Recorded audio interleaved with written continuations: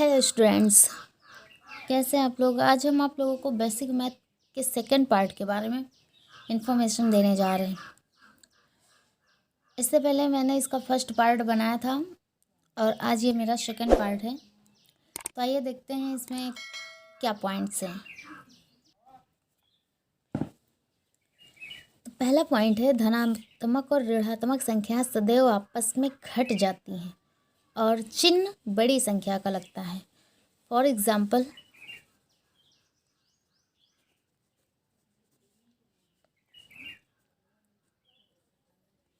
+6 - 8 equal to, ये plus में 6 है और माइनस का 8 है। धनात्मक और ऋणात्मक, ये धनात्मक संख्या हो गई और ये ऋणात्मक, सदैव आपस में घट जाती हैं। तो इन दोनों का जो निशान है वो चेंज है, इसलिए ये दोनों घट जाएंगी। ठीक है, तो 8 से जब 6 जाएगा तो 2 आएगा और चिन्ह बड़ी संख्या का लगता है। तो 8 माइनस में है, इसलिए यहाँ पर माइनस लगेगा। इसी तरह दूसरा पॉइंट है, जैसे कि 10 - 12 बराबर, अब इसमें भी वही प्रोसेस होगा। यहाँ देखते हैं 10 है, ये प्लस में है, इसके सामने कोई निशान नहीं लगा हुआ है, फिर भी इसको हम प्लस में ही मानेंगे। ठीक है, और ये माइनस में 12 है, तो 12 से जब 10 जाएगा तो 2 बचेगा। इसके सामने बड़ी संख्या के पहले माइनस लगा, इसलिए माइनस का 2 आ जाएगा। और यहाँ पर देखते हैं 18 ले लीजिए और माइनस का 9। ठीक है, तो ये 18 तो प्लस में हो गया और जो 9 है ये माइनस में, तो इक्वल टू कितना आएगा, यहाँ पर 9 आएगा। यहाँ पर देखते हैं 18 जो है ये बड़ी संख्या है और ये प्लस में है, और 9 जो है ये छोटी संख्या, ये माइनस में है, इसलिए यहाँ पर प्लस में आएगा, क्योंकि 18 प्लस में है और ये बड़ी संख्या है।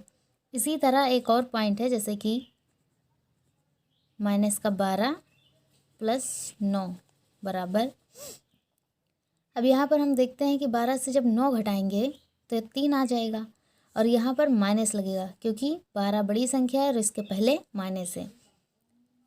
इसी तरह एक और पॉइंट है, जैसे कि -9 + 17 बराबर 8 हो जाएगा। ठीक है, अब यहाँ पर देखिए 17 से जब 9 जाएगा तो 8 आएगा। ये माइनस वाली संख्या छोटी है और जो प्लस वाली संख्या है वो बड़ी है, इसलिए ये प्लस में आएगा। इसी तरह से कोई भी संख्या हो, आसानी से आप इसको सॉल्व कर सकते हैं अगर धनात्मक और ऋणात्मक संख्याएं सदैव आपस में घट जाती हैं। ठीक है, तो ये पॉइंट तो आप लोगों को समझ में आ गया होगा कि अगर बड़ी संख्या के सामने माइनस का निशान लगा है तो उसका आंसर माइनस में आएगा, अगर बड़ी संख्या के सामने प्लस का निशान लगा है तो उसका आंसर प्लस में आएगा। अब सेकंड पॉइंट देखते हैं, ऋणात्मक संख्याएं आपस में जुड़ जाती हैं और चिन्ह, ये मिस्टेक हो गया है, और चिन्ह ऋण का लगता है। ऋणात्मक संख्याएं आपस में जुड़ जाती है और जो उसका सिंबल रहता है वो माइनस का ही लगता है। फॉर एग्जाम्पल,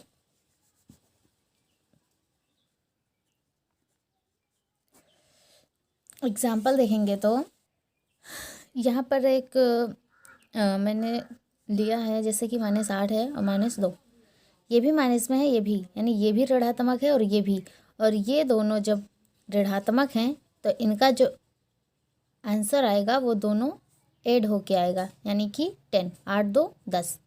ठीक है, और जो चिन्ह है वो भी माइनस का ही लगेगा, क्योंकि माइनस माइनस जुड़ जाता है लेकिन उसका निशान वही लगता है। ठीक है, उसी तरह जैसे कि -6 - 5 इक्वल टू -11 आएगा। ठीक है, इसमें ये नहीं देखना रहता है कि कौन सी संख्या बड़ी है कौन सी छोटी है, ऐसा कोई प्रोसेस नहीं है, बस उसमें जो निशान लगा है वो वही आएगा। ठीक है, और यहाँ पर देख लीजिए माइनस का 3 है और -7 बराबर -10 हो जाएगा।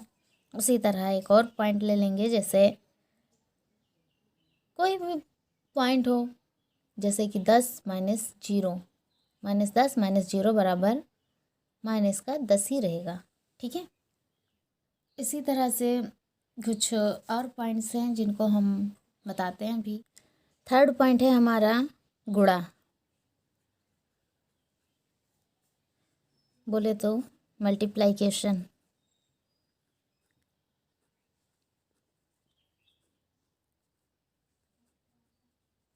ठीक है, मल्टीप्लिकेशन। इसमें इसके कुछ रूल्स बता देते हैं, जैसे कि प्लस और प्लस का जब मल्टीप्लाई होगा तो प्लस आएगा। ठीक है, यानी प्लस और प्लस को जब हम गुणा करेंगे तो उसका आंसर भी प्लस में आएगा। और दूसरा है प्लस और माइनस को जब हम गुणा करेंगे तो माइनस आएगा।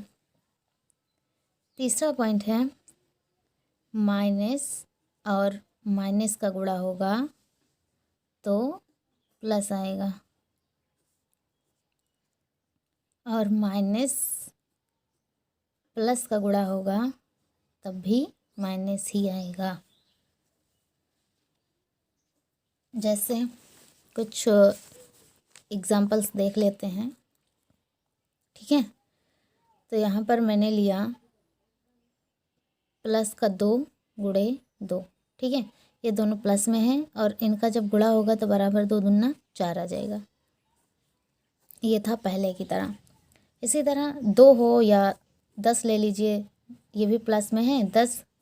10 गुणे 15 बराबर 150 आएगा।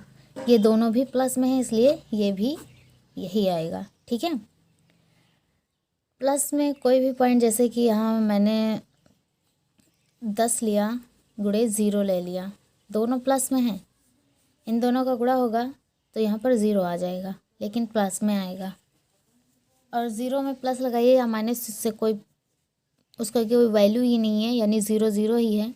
ठीक है, तो ये था प्लस वाला पॉइंट। अब हम आपको बताते हैं कि प्लस एंड माइनस का जब मल्टीप्लाई होगा तो माइनस कैसे आएगा। ठीक है, तो हम देखते हैं कि प्लस और माइनस का जब मल्टीप्लाई होगा तो क्या माइनस आएगा। तो हम यहाँ पर प्लस में कोई संख्या लेते हैं, जैसे कि 5, और इसमें हम गुणा करेंगे माइनस की एक संख्या लेके, जैसे कि 2। तो 5 दूनी 10 आ जाएगा, लेकिन इसमें माइनस लगा, इसमें नहीं है, इसलिए यहाँ पर माइनस हो जाएगा, क्योंकि माइनस प्लस माइनस होता है। अब यहाँ पर जैसे कि माइनस का 6 गुणे 2 बराबर 6 दूनी 12 तो हो जाएगा, लेकिन माइनस यहाँ लगेगा। इसी तरह कोई भी संख्या है, अगर उसमें एक माइनस है दूसरा प्लस में है, ठीक है, तो उसका मान माइनस में ही आएगा। तीसरा पॉइंट देख लेते हैं। माइनस और माइनस का मल्टीप्लाई जब करेंगे तो उसका मान कैसे प्लस में आएगा। ठीक है, ये वाला माइनस और माइनस को जब मल्टीप्लाई किया तो वो प्लस में आएगा। तो इस वाले पॉइंट के बारे में जानेंगे। तो यहाँ पर मैंने क्वेश्चन लिया है माइनस का 3 इंटू माइनस का 2 बराबर 3 दूनी 6 हो जाएगा, और माइनस माइनस प्लस हो जाएगा। उसी तरह माइनस का 6 गुणे माइनस का 6 से 6 को मल्टीप्लाई करेंगे तो 6 36 हो जाएगा, और माइनस माइनस प्लस हो जाएगा। तो ये हमेशा याद रखिएगा कि किसी भी संख्या में अगर माइनस से ही मल्टीप्लाई हो रहा है, दोनों में माइनस है, तो उसका जो मान आएगा वो प्लस में हो जाएगा। ठीक, अब तीसरा पॉइंट है कि क्या माइनस और प्लस का मल्टीप्लाई करेंगे तो माइनस आएगा। तो इसके बारे में देखते हैं। तो यहाँ पर माइनस में कोई संख्या ले लीजिए, जैसे कि 2 है,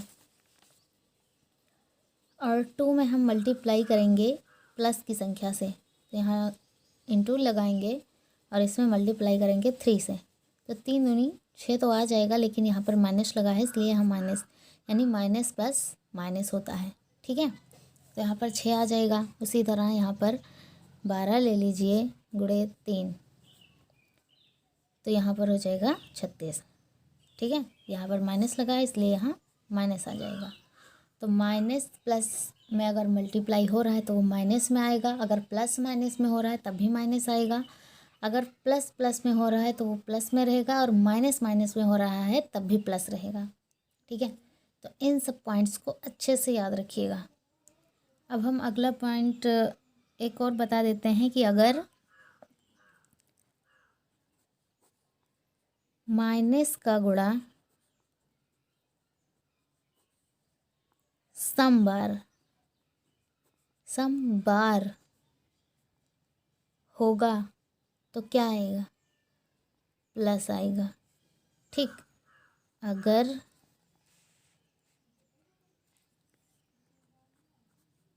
माइनस का गुणा विषम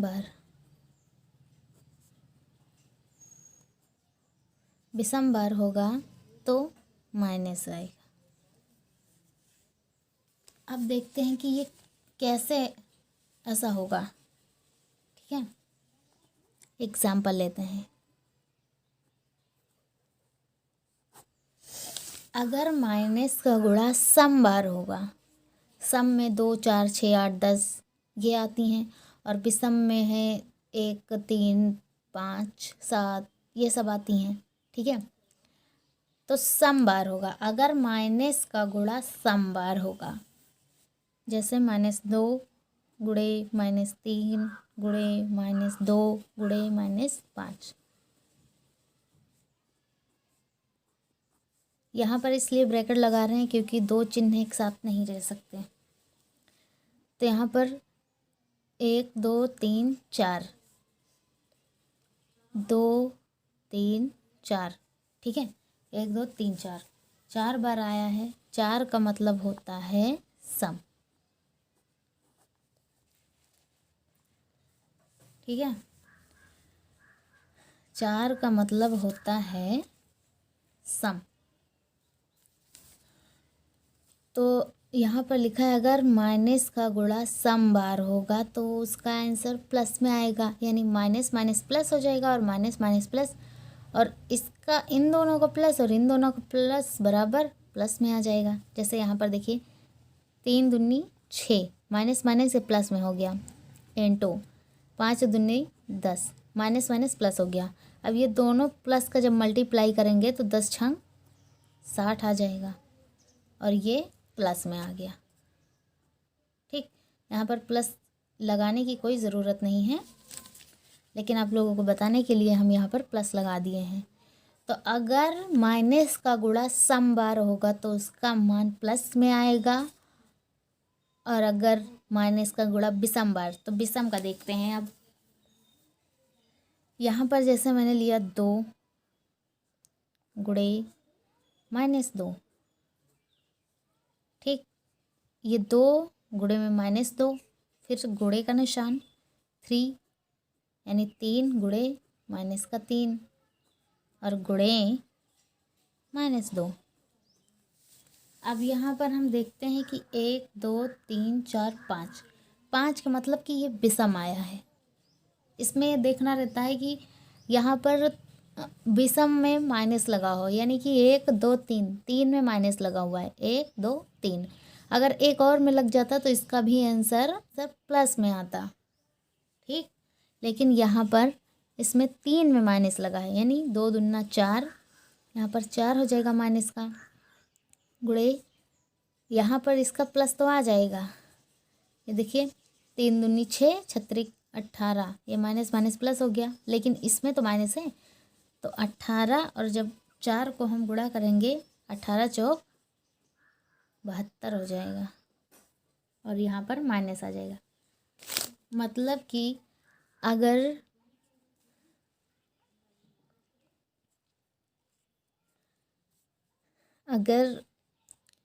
विषम संख्या में माइनस लगा हुआ है,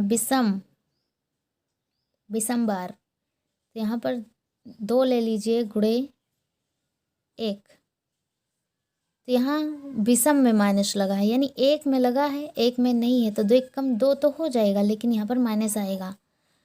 अगर यहाँ पर मल्टीप्लाई के बाद एक और होता 2 और इसमें माइनस होता, तो यहाँ पर इनको काउंट करने से कुछ नहीं, मतलब 1 2 3 ये नहीं, जिनमें माइनस लगा हो वो विषम बार हो तब उसका मान माइनस में आएगा। जैसे यहाँ 2 दूना 4 एकम 4 और यहाँ पर प्लस हो जाता और यहाँ पर 4 हो जाता, ये ऐसे।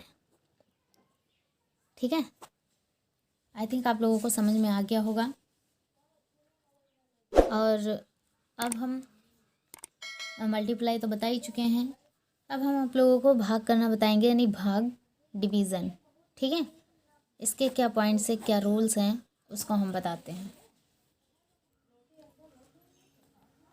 तो डिवीज़न में जो है, यदि अंश और हर के चिन्ह समान हो तो, ठीक है, यदि अंश और हर के चिन्ह, अंश और हर तो आप लोगों को पता होगा कि जो ऊपर रहता है अपान के ऊपर जो रहता है वो अंश और जो नीचे रहता है वो हर, यानी यहाँ पर कोई संख्या हो तो अंश और यहाँ पर कुछ हो तो वो हर। ठीक है, तो लिखा है कि यदि अंश और हर के चिन्ह समान हो तो धनात्मक मान प्राप्त होगा। ऊपर और नीचे के जो चिन्ह हैं वो समान होंगे तो उनका मान धनात्मक प्राप्त होगा, और यदि अंश हर के मान असमान है तो ऋणात्मक मान प्राप्त होगा। फॉर एग्जाम्पल देखेंगे, यदि ऊपर और नीचे यानी कि अंश और हर में मान जो उसका निशान है वो समान है, यानी कि इक्वल है, ऊपर भी प्लस है और नीचे, तो इनका जो आंसर आएगा वो प्लस में आएगा। अगर ऊपर प्लस है और नीचे माइनस है तो इसका मान माइनस में आएगा, और अगर ऊपर माइनस है और नीचे प्लस है तो इसका मान माइनस में आएगा। अब इसको कैसे सॉल्व किया जाएगा वो हम बताते हैं। ठीक, तो जैसे ऊपर की संख्या हम ले लेंगे 8 और नीचे ले लिया 2। ठीक, ऊपर भी प्लस और नीचे भी प्लस, तो इनका जो आंसर आएगा, यानी 2 से 8 को जब हम डिवाइड करेंगे तो यहाँ 4 आ जाएगा और इनका मान भी प्लस में ही आएगा। उसी तरह जैसे यहाँ पर माइनस माइनस में ले लेते हैं, माइनस का यहाँ पर 2 और यहाँ पर भी माइनस का 2, यानी माइनस का 2 माइनस का 2। यहाँ पर मैंने बताया था कि यदि अंश और हर के मान जो चिन्ह है वो समान हो तो उनका मान धनात्मक आएगा। ठीक, तो अगर ऊपर और नीचे प्लस प्लस है तो उसका मान प्लस आएगा, और ऊपर और नीचे माइनस माइनस है तो उसका मान भी प्लस आएगा। तो जैसे यहाँ पर मैंने कहा कि -2 से -2 को जब हम काटेंगे तो उसका मान माइनस में नहीं आएगा, प्लस में आएगा। ठीक, ये माइनस से माइनस काट दीजिए, या फिर 2 से सेम संख्या से उसको काटेंगे तो उसका मान प्लस में आ जाएगा। ठीक है, यहाँ पर जैसे कि 12 है माइनस में और यहाँ पर 4 है माइनस में, तो माइनस से माइनस को काट दिया और 4 3 12 बराबर का 3 आंसर आ जाएगा। ठीक है, इसी तरह यहाँ पर ये और ये 2 पॉइंट देखिए, यहाँ पर मान लीजिए 6 है ऊपर प्लस का। ठीक, ऊपर 6 है और जो नीचे है 2, ये माइनस में है, तो 2 से जब 6 को भाग करेंगे तो 2 तिहाई 6 आ जाएगा और माइनस लग जाएगा। उसी तरह माइनस का 6/2 ऐसा ही है, यानी 2 ऐसा ही है, 2 से जब 6 को भाग करेंगे तो 2 तिहाई 6 और यहाँ भी ऐसे माइनस आ जाएगा। ठीक, तो इसमें ऊपर नीचे या नीचे ऊपर इससे कोई इफेक्ट नहीं पड़ता है। ठीक, वैसे ही रहेगा, आंसर वही आएगा, चाहे ऊपर लगा हो माइनस चाहे नीचे लगा हो। तो इस पॉइंट को ध्यान रखिएगा। ये यहाँ पर सॉरी दिख नहीं रहा था, मैंने ध्यान नहीं दिया। यहाँ पर 6 है, ठीक, और अपान में 2, यहाँ पर माइनस नीचे लगा है तो 2 से 6 को भाग करेंगे 2 तिहाई 6 माइनस में आ जाएगा, और यहाँ पर -6/2 है। ठीक, तो 2 से 6 को भाग करेंगे 2 तिहाई 6, यहाँ भी माइनस का आ जाएगा 3। तो ऊपर हो माइनस या नीचे माइनस हो, इससे कोई इफेक्ट नहीं पड़ता, आंसर वही आने वाला है।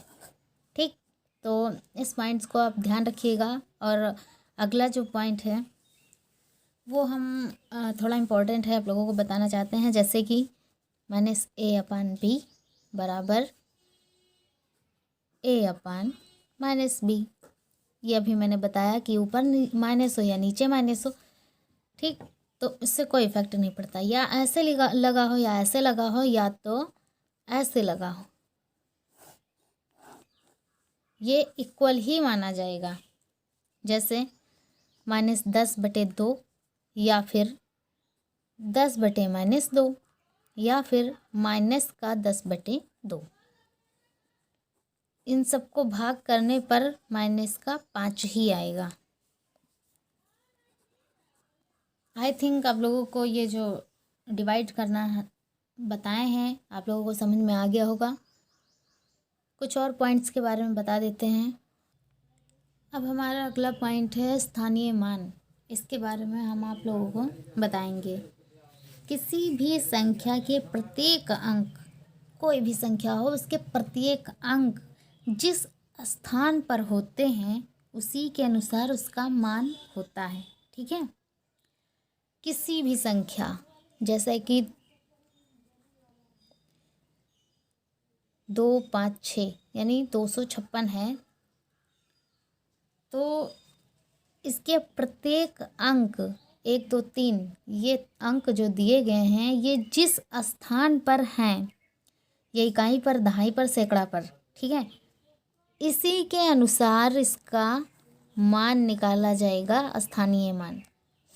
जैसे कि अगर 2 का बोल दिया जाए तो इसको हम पहले पीछे से काउंट करेंगे, इकाई, दहाई, सैकड़ा, यानी 2 है। 2 में कितने से गुणा होगा? 100 से। सैकड़ा पर है इसलिए 100 से करेंगे तो यहाँ आ जाएगा 200। अगर 5 का बोला जाता तो 5 को हम गुणा करते इकाई, दहाई यानी 10 से। 10 से करेंगे तो यहाँ हो जाएगा 50। और जो 6 है ये इकाई पर है इसलिए इसमें 1 से गुणा होगा यानी 6 कम 6। ठीक, तो इस तरह से स्थानीय मान निकाला जाता है।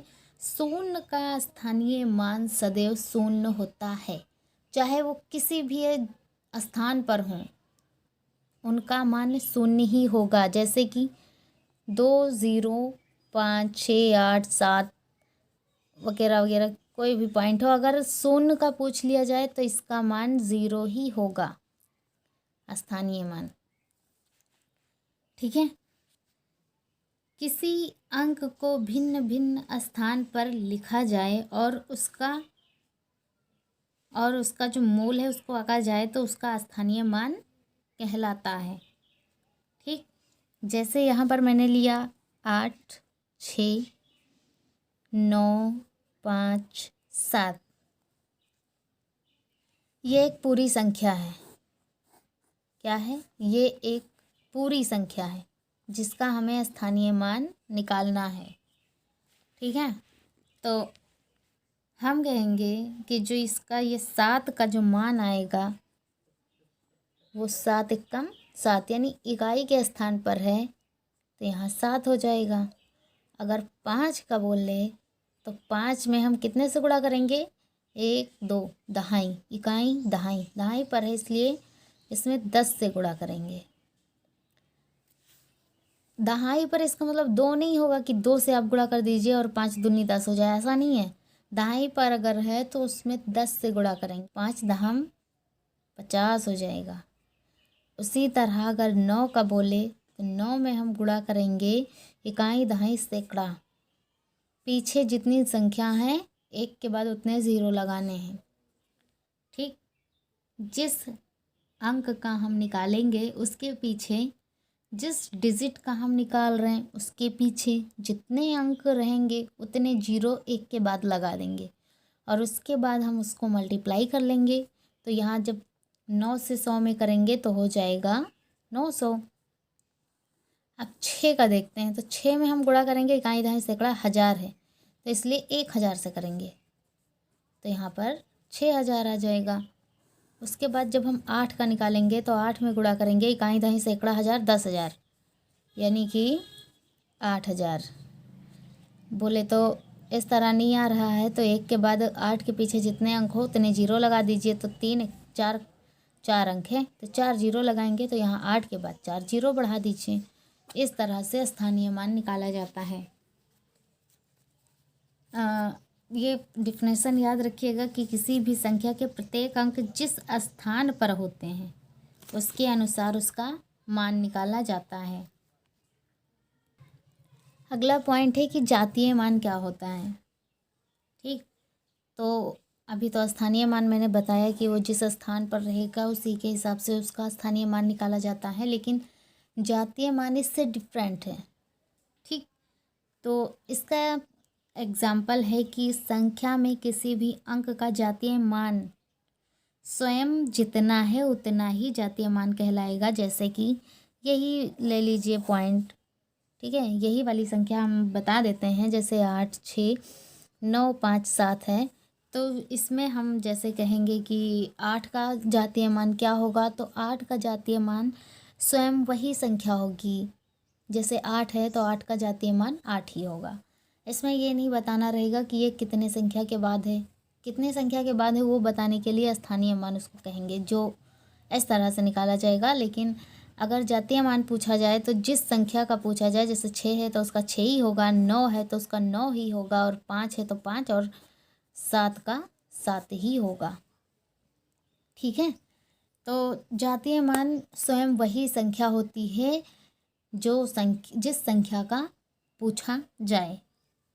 तो इसको बहुत आसान है, इसको बस एक सिंपल तरीके से बस याद रखिएगा कि स्वयं वही संख्या होती है जिस संख्या का पूछा जाए, तो उसे जातीय मान कहते हैं। ठीक है, अब हमारा अगला पॉइंट है आरोही क्रम एंड अवरोही क्रम, यानी असेंडिंग ऑर्डर, डिसेंडिंग ऑर्डर। ठीक है, आरोही क्रम मतलब असेंडिंग ऑर्डर, अवरोही क्रम मतलब डिसेंडिंग ऑर्डर। तो आरोही क्रम वाली संख्याएं क्या होती हैं और अवरोही क्रम वाली संख्याएं क्या होती हैं, इसके बारे में हम आप लोगों को बताएंगे। जैसे कि 1 से लेके 2 3 100 तक की जो संख्याएं हैं, ठीक है, जितने भी नंबर हैं ये आरोही क्रम में हैं।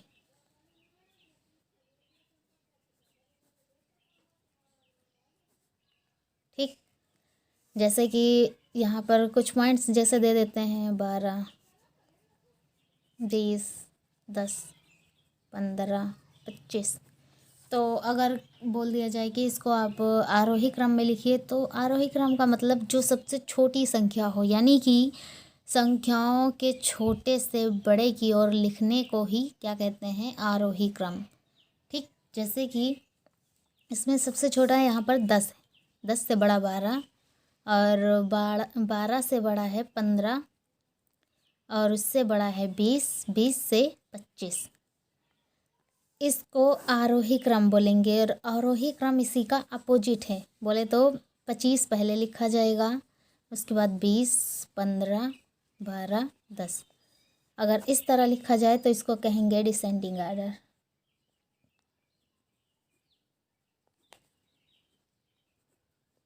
ठीक, आरोही क्रम में होता है छोटे से बड़ी की ओर जाना। ठीक है, जैसे इनके बीच में सिंबल लगेगा, ये ऐसे लगा दीजिए, और इनके बीच में ऐसे लगेगा। ये वाला सिंबल जो है ये छोटे से बड़े की ओर दर्शाता है, और ये वाला जो है ये बड़े से छोटे की ओर दर्शाता है। तो ये बहुत ही आसान है, आप लोगों को समझ में आ गया होगा कि आरोही क्रम में छोटे से बड़े की ओर जाना रहता है, और अवरोही क्रम में बड़े से छोटे की ओर आना रहता है। उसी को आरोही और अवरोही क्रम संख्या कहते हैं। आई थिंक आप लोगों को आज का जो ये बेसिक मैथ थी, इसके जो कुछ मैंने पॉइंट्स बताए हैं, आप लोगों को समझ में आए होंगे। और आप लोग अच्छे से मेहनत करिए और पढ़ते रहिए, इसी तरह के वीडियोज़ हम लाते रहेंगे। ठीक है, thank you for watching and bye bye.